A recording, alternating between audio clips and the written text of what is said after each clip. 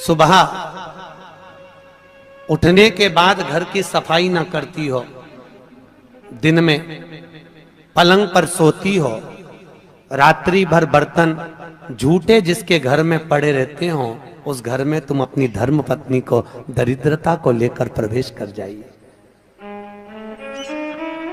जहां नारी दिन में सोती हो, जहां रात भर के बर्तन झूठे रखे रहते हो, उसके घर में तुम प्रवेश कर जाओ। महाराज और स्थान तो कहा जहां इमली का पेड़ हो, पीपल का वृक्ष हो, बड़ का पेड़ हो, कांटेदार पौधे जिसके घर में लगे हो, उस घर में तुम प्रवेश कर जाओ, वहां पहुंच जाइए।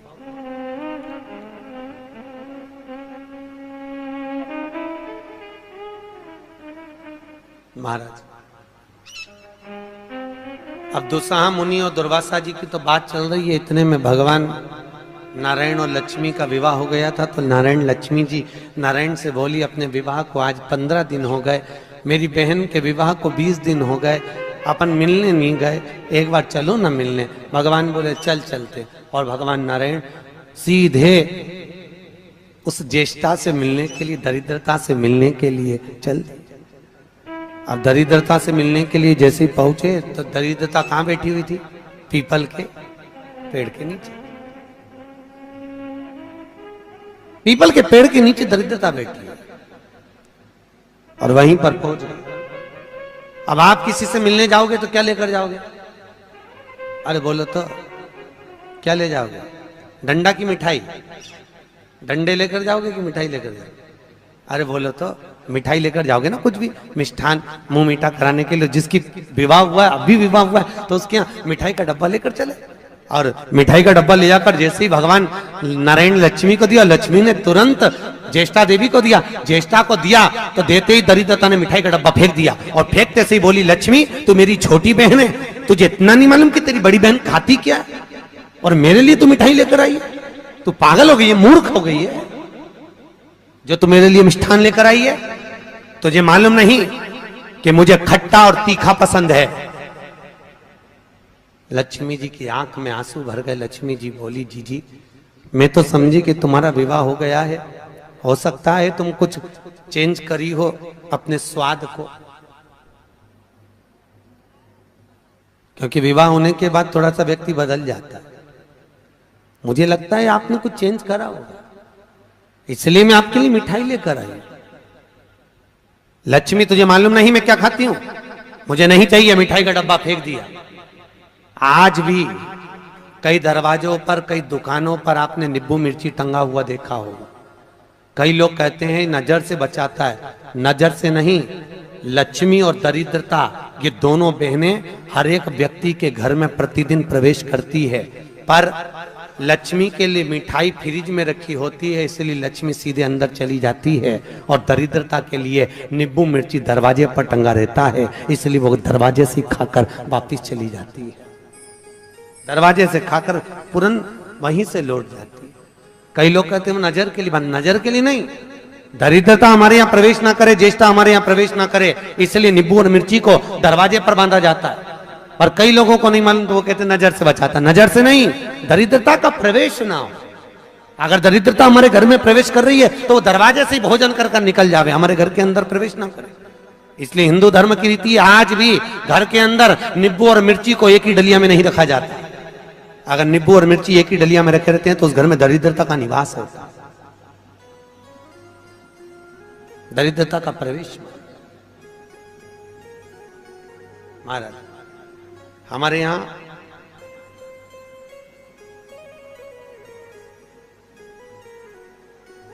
तीन चीजें बेटी की विदाई में नहीं दी जाती, आप लोगों को मालूम है। एक झाड़ू, अरे बोलो तो सही है कि गलत है?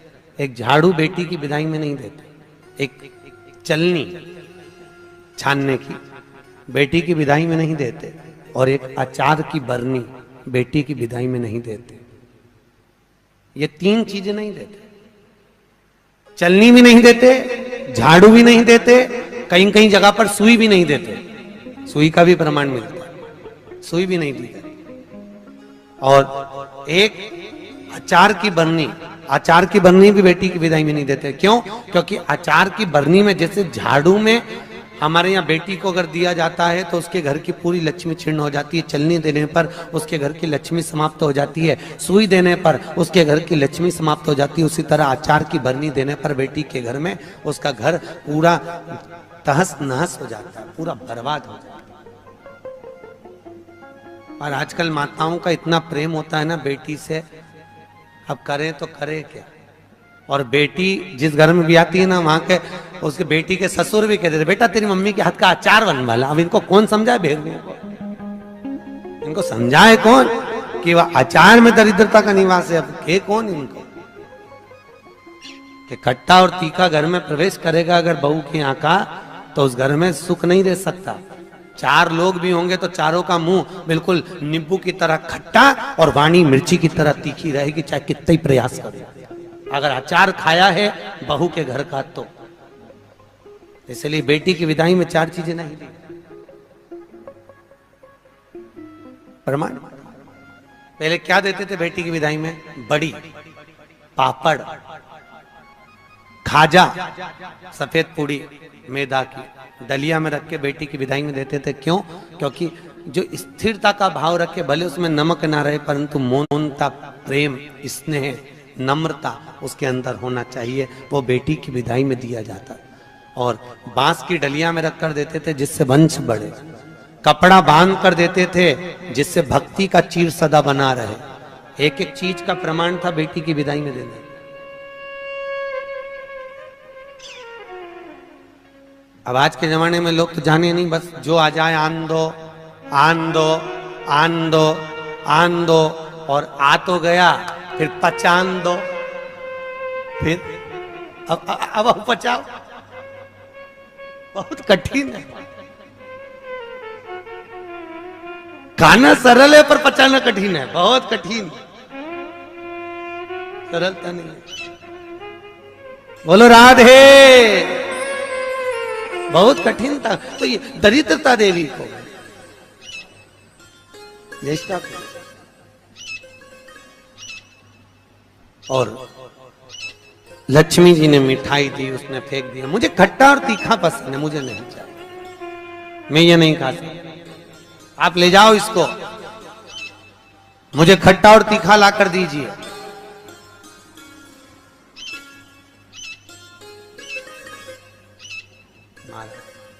मुझे खट्टा और तीखा चाहिए। समझाया। भगवान विष्णु लक्ष्मी जी से कह रहे हैं तेरी बहन को समझाना बहुत कठिन है, तू चल। लक्ष्मी जी जाने लगी। इतने में लक्ष्मी जी ने भगवान नारायण से विनती करी, नारायण ये मेरी बहन दरिद्रता बैठी है पीपल के पेड़ के नीचे, और पीपल के वृक्ष के नीचे मेरी बहन बैठी हुई है। इस पीपल के वृक्ष के नीचे तो ना जाने कितने कितने लोग पूजन करने के लिए आएंगे, ना जाने कितने कितने लोग पूजन करने के लिए पहुंचेंगे, और ये दरिद्रता यहाँ बैठी रहेगी तो दुनिया के लोगों के साथ में तो ये दरिद्रता पीछे पीछे उनके घर चली जाएगी। फिर दुनिया के लोग पीपल के वृक्ष की पूजन नहीं कर पाएंगे। और पद्म पुराण के अंदर लिखा है कि पीपल के वृक्ष के नीचे 52,000 ब्राह्मणों का वासा होता है। फिर पीपल के वृक्ष का प्रमाण क्या? भगवान नारायण बोले सुनो लक्ष्मी, ये पीपल के वृक्ष के नीचे तुम्हारी बहन दरिद्रता निवास कर रही है, पर जिसकी हाथ में या तो माला हो, जल का पात्र होगा, या कुंकू का चोपड़ा होगा, या दिया बाती होगा, जो अपने हाथ में कुछ ना कुछ लेकर आएगी पीपल के वृक्ष की पूजन के लिए और वापिस वो पात्र लेकर जाएगी, उसके पीछे कभी दरिद्रता उसके घर में प्रवेश नहीं करेगी। और जो खाली हाथ पीपल के वृक्ष के नीचे प्रवेश करता है उसके साथ में दरिद्रता उसके साथ पीछे पीछे प्रवेश कर जाती है। और सुनो लक्ष्मी, आज शनिवार का दिन है, जिस दिन मैं इस दरिद्रता से मिलने के लिए लक्ष्मी तेरे साथ में इस पीपल के वृक्ष के नीचे आया हूं, ज्येष्ठता से मिलने के लिए, तेरी बहन दरिद्रता से मिलने के लिए। शनिवार के दिन अगर कोई भूल से भी इस पीपल के वृक्ष के नीचे आकर नमन करेगा, प्रणाम करेगा, पूजन करेगा, पाठ करेगा, उसको सर्व सुख की अनुभूति प्राप्त हो जाएगी। इसलिए शनिवार का प्रमाण कहा गया। शनिवार की प्रधानता। और महाराज, एक रविवार का दिन ऐसा होता है जिस दिन दरिद्रता ने मांगा है अपने सुख के लिए। दरिद्रता देवी कह रही है, महाराज अगर 7 दिन आपके हैं तो एक दिन मुझे दिया जाए मेरे सुख के लिए। दरिद्रता देवी तो रविवार के दिन इस पीपल के वृक्ष के नीचे ज्येष्ठा तेरी प्रखरता के साथ में, तो दुसाह मुनि के साथ इसमें निवास करेगी। केवल हिंदू धर्म में एक ही दिन है जिस दिन पीपल के वृक्ष को उखाड़ा जा सकता है, और वो रविवार का दिन होता है। कौन से दिन? रविवार। शनिवार, मंगल, सोमवार, बुधवार कभी भी आप पीपल के पेड़ को अगर दीवार पे से उखाड़ोगे तो वो पीपल वापस लग जाएगा। पर रविवार के दिन अगर चावल पटक कर पीपल के पेड़ के उखाड़ दोगे तो वहां पर दूसरा पीपल कभी नहीं लग सकता, दूसरी बार लगेगा ही नहीं, चाहे वो दीवार पर क्यों ना। कई लोग दीवार पे से पीपल जब हेरते हैं तो वहां पर केवल चावल पटक दो और रविवार के दिन उसको निकाल दो। एक दिन रविवार का दिन ऐसा होता है जिस दिन दरिद्रता अपने पूर्ण प्रभाव में रहती है, संडे के दिन, रविवार के दिन, रविवार का। इसलिए हमारे यहाँ रविवार की महत्वता का भी प्रमाण हमारे यहाँ शास्त्र कहता है। शनिवार को पीपल के पत्ते लाए जाते हैं, और जो व्यक्ति ज्यादा बीमार रहता है उसको रविवार के दिन पीपल के पत्ते की पत्तल बनाकर उसको भोजन कराकर पत्तल को चौराहे पर पटक दिया जाता है, तो वह व्यक्ति बीमारी से छूट जाता है, उसको फिर बीमारी नहीं रहती, रोग मुक्त।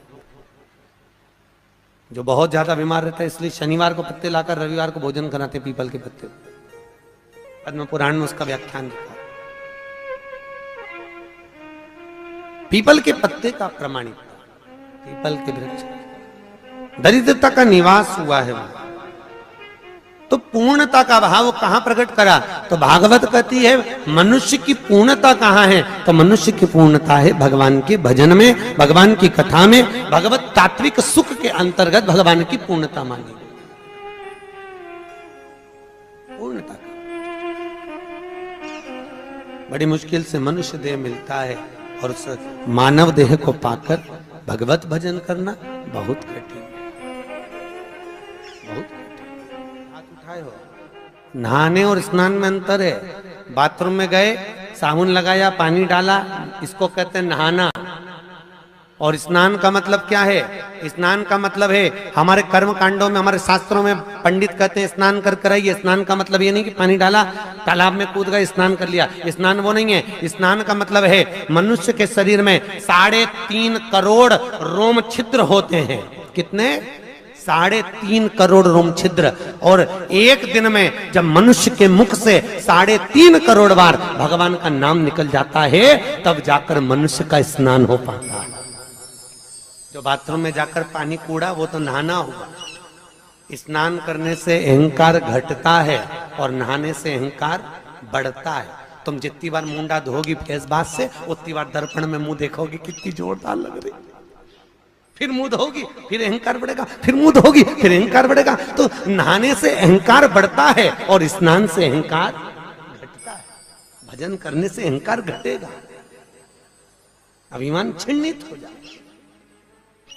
स्नान करा, अभिमान धीरे धीरे घटता चले जाएगा। क्यों? क्योंकि स्नान करना मतलब सत्संग में जाना, सत्संग में जाना मतलब वहां पर हमारा कोई मान नहीं, हमारा कोई सम्मान नहीं। सत्संग में सब बराबर, सब एक बराबर। भजन महाराज, कई लोगों को बड़ी ईर्ष्या रहती थी। एक बार सतभामा जी को भी बड़ा गुस्सा आया। सतभामा ने एक बार कन्हैया जी को देखकर और रुक्मणी जी से पूछा, ये कन्हैया को हो क्या गया? जब देखो, जब भाग भाग के द्रौपदी के घर चले जाता है, ये द्रौपदी से रिश्तेदारी क्या है इसकी कृष्ण की? रुक्मणी जी ने कहा द्रौपदी उनकी मुंह बोली बहन। तो ऐसी काहे की बहन, जा जा सी देर में भगवान को बुला लेती और भगवान भी पूरा द्वार का छोड़ के उसके घर भग जाता। एक आध दिन मुझे ये द्रौपदी को सही करना पड़ेगा, सत्यभामा जी बोली रुक्मिणी से। और भगवान ने कानों से सुनी लिया। सुनते ही भगवान तुरंत आए और आकर बोले मैं जा रहा हूं। इतने में तुरंत रुक्मिणी ने पूछा कहां जा रहे हो प्रभु? भगवान बोले मैं अपनी बहन द्रौपदी के घर जा रहा हूं। सत्यभामा जी बोली अच्छा। इतने में भगवान बोले तुम चल रही हो क्या? सत्यभामा जी ने रुक्मिणी को कोनी मार के कहा आज मौका मिला, चल आज ननन के तो ऐसा ठीक करेंगे जिंदगी भर नहीं बुलाएंगे, आज चल। और सत्यभामा जी तुरंत कहती हैं हाँ प्रभु हम चल रहे। रुक्मिणी जी बोली हम भी चल रहे। दोनों चल दी। पहुंची, द्रौपदी केश बार रही थी, बाल ऊंच रही थी, कंघे से बाल सवार रही थी। भगवान ने पूछा द्रौपदी जी क्या कर रही हो? द्रौपदी बोली भैया बाल सवार रही हूं। इतने में भगवान बोले तू काय को बाल सवार रही? तेरी दो भाभी आई, ये सवारेगी। सत्यभामा ने मन में सोचा अपनी तो पूरी लाइन क्लियर होती चली, अच्छा ऐसा बाल सवारूंगी एक खोपड़िया में बाल नहीं रहने दूं इसके, रुक तो जा ननंद के। सत्यभामा से भगवान ने कहा सत्यभामा तुम तेल लगाओ, रुक्मिणी तुम चोटी करना द्रौपदी की। हाउ सत्यभामा जी जो तेल लगाने बैठी, तेल लगाते लगाते सत्यभामा जी ने एक बाल तोड़ दिया। जो तोड़ा, द्रौपदी कुछ नहीं बोली, पर उस बाल को तोड़ते ही उसमें से आवाज आई हे कृष्ण। सत्यभामा जी ने फिर दूसरा बाल तोड़ा, फिर उसमें से आवाज आई हे कृष्ण। सत्यभामा जी ने फिर बाल तोड़ा, उसमें से फिर आवाज आई हे कृष्ण। जैसे बाल तोड़ने पर आवाज आ रही है, बार बार आवाज आ रही है, तो बार बार आवाज आए तो सत्यभामा ने रुक्मिणी से पूछा जी ये द्रौपदी के बाल तोड़ने से कृष्ण की आवाज क्यों आ रही है? तब भगवान कृष्ण ने आकर कहा सत्यभामा तुम पूछ रही थी कि मैं भाग भाग कर द्रौपदी के घर क्यों जाता हूं। सत्यभामा पूरी पृथ्वी पर मात्र एक द्रौपदी ऐसी है जो एक दिन में 3.5 करोड़ बार मेरा नाम जाप करती है, इसलिए मैं दौड़ दौड़ कर इसके पास जाता हूं। इसके हर एक रोम रोम में मैं समाया हूं, मैं समाया। फिर भी सहन नहीं हुआ, फिर भी सत्यभामा से सहन नहीं हुआ। और सत्यभामा जी ने चोटी करते करते पूछ ही लिया द्रौपदी से, ए द्रौपदी जी एक बात बताओगी? द्रौपदी बोली बोलो क्या पूछना है? हमारा एक पति और हम 16,108 रानी, तो भी हमारे कहने पे नहीं चलता। और तू अकेली और तेरे 5 पति तेरे कहने पे चलते हैं। कहां की बूटी खिला दी तूने अपने पतियों को? ऐसी कौन सी जड़ी बूटी खिलाई है? ऐसा कौन सा जादू कर दिया जो तेरे 5 पति तेरे कहने पे चल रहे हैं और हमारा एक पति हमारे कहने पे नहीं चले? अब ये बात अगर किसी स्त्री से कहो कि तेरे पति तेरे कहने पे चल रहे हैं तो बुरा तो लगेगा ना, और हमारा पति नहीं चल रहा। बहुत गुस्सा आया द्रौपदी को, पर बोली कितना सुंदर। द्रौपदी बोलती है भाभी मेरा कृष्ण भी आपके कहने पर चलता, जैसे आज मेरे 5 पति मेरे कहने पर चल रहे हैं। मेरे 5 पति मेरे कहने पर केवल एक शर्त पर चल रहे हैं। याद करो जी भाभी, जब मेरा विवाह हुआ था ना, मैं अर्जुन के साथ में ब्याही थी। अर्जुन मुझे लेकर आए और मेरी सास रोटी बना रही थी। सास रोटी बनाते बनाते अर्जुन ने कह दिया माँ हम देखो क्या लाए हैं, और जैसे ही सास ने पलट कर नहीं देखा और कह दिया 5 बांट लो, और मैं 5 पतियों की पत्नी बन गई। अपना सास का कहना मानकर मैंने अपने सास का वाक्य का आदर करा और मैं 5 पतियों की पत्नी बनी। पर भाभी मैंने अपनी सास का सम्मान करा, वन में भी रही तो साथ निभाया, जंगल में भी रही तो साथ निभाया, और आपने कौन सा साथ निभाया भाभी? तुम 16,108 रानियां थी और तुम्हारे सास ससुर देवकी और वसुदेव द्वारका में मिलने के लिए आए थे। 16,108 रानियां तुम अपने अपने कमरे में जाकर सो गई और सास ससुर को हॉल में पटक दिया। अगर एक बहू भी अपना कमरा छोड़कर कह देती मम्मी 2 दिन के लिए आई हो, इसमें ठहर जाओ, पापा इसमें ठहर जाओ, तो सास ससुर का अगर तुम आदर करती, अगर तुम तुम्हारे पति के माता पिता का आदर करती, तो यह पक्का था कि तुम्हारा पति भी तुम्हारे कहने पर चलता। पर तुमने अपने पति के माता पिता का आदर नहीं करा, इसलिए तुम्हारे पति भी तुम्हारे कहने पर नहीं चलते। तुम आदर तो करती। भाभी आज भी वो देवकी वसुदेव हाल में ही बैठे हैं और सब रानियां अपने अपने कमरे में बैठी है। द्वारका गए हो आप लोग? द्वारका गए हो तो द्वारका में जाकर देखना, देवकी और वसुदेव का मंदिर द्वारकाधीश के ठीक सामने, सब रानियां अपने अपने भवन में और वो हॉल में। सम्मान करोगी तो सम्मान मिलेगा, आदर करोगी तो आदर मिलेगा। आप अगर माता पिता का आदर तो करो, वचन तो निभाओ। जब लड़का और लड़की की शादी होती है ना तो मैं 7-5 वचन बोलते हैं। इधर बोलते कि नहीं बोलते मालूम नहीं, जोधपुर में बोलते हैं 7-5 ही बोलते कि 14-15 बोलते। अच्छा 7-5, लड़की के 7 और लड़के के 5 वचन। लड़की अपना वचन निभाती है तो वचन में एक वचन दिलवाती है कि तुम मेरे माता पिता का आदर करना, लड़के से दिलवाती है। लड़का कहता है हाँ करूंगा। पर लड़के के 5 वचन में यह वचन नहीं रहता कि तू मेरे माँ बाप का सम्मान करना। क्यों नहीं रहता? लड़की के 7 वचन में लड़की अपने लड़के से वचन दिलवाती है। पंडित बोलता है कि लड़की का एक वचन है कि तुम हमारे माँ बाप का सम्मान करना। लड़के से हुंकारा भरवाया जाता है, लड़के से पूछा जाता है कि तुम लड़की के माँ बाप का सम्मान करोगे? हाँ। और लड़के के 5 वचन में ये वचन नहीं रहता कि तुम मेरे माँ बाप का सम्मान करना। किसी ने पूछा गुरुदेव ये बताओ, लड़की के 7 वचन में एक वचन है कि तुम उसके माँ बाप का सम्मान करो, तो लड़के ने वचन क्यों नहीं दिलवाया लड़की से कि तुम हमारे माँ बाप का सम्मान करना? तो भागवत कहती है इसलिए वचन नहीं दिलवाया क्योंकि लड़का ज्ञानी है, उसको मालूम है जब ये अपने माँ बाप का सम्मान मुझसे करवा रही है तो ये पक्का है कि मेरे माँ बाप का सम्मान भी ये कर लेगी, तो मुझे वचन दिलवाने की जरूरत ही नहीं है। मैं क्यों वचन दिलवाऊं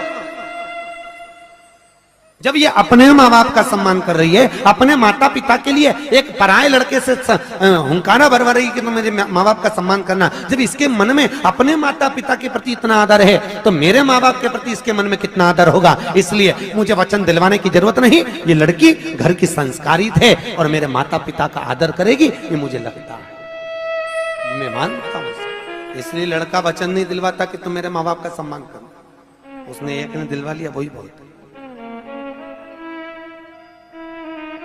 वचन का